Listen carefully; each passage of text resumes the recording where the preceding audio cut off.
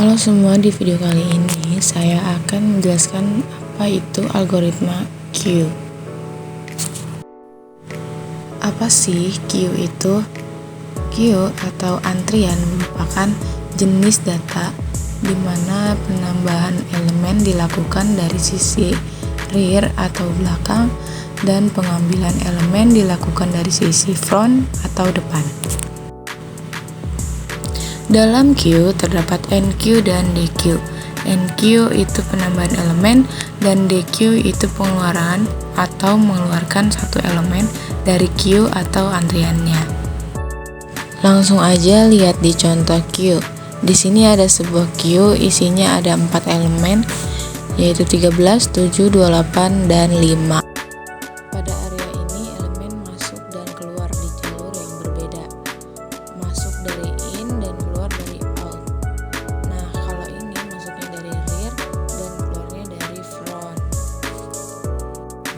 Di implementasinya, ketika kita akan menambahkan elemen atau disebut sebagai proses NQ, maka elemen dimasukkan ke dalam indeks terkecil yang tersedia atau bisa dibilang di bagian front.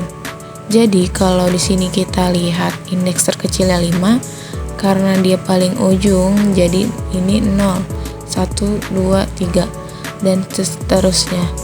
Dan ia akan masuk dan ditempatkan ke indeks terkecil yang tersedia. Jadi ini adalah proses NQ. Nah, kita akan mengeluarkan elemen yang kita sebut sebagai proses DQ. Maka elemen dikeluarkan satu persatu menuju out dan indeks terkecilnya juga. Nah, jadi dapat dinyatakan bahwa pada tipe data ini harus ada in dan outnya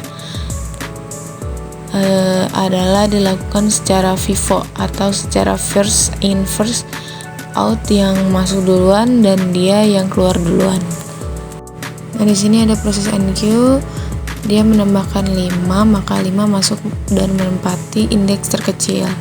Berikutnya kemudian ada 28, yaitu menempati indeks berikutnya yang tersedia. Kemudian data masuk lagi dan menambahkan NQ lagi, masuk NQ lagi, data hingga seterusnya, hingga seluruh data masuk ke dalam data dan antrean.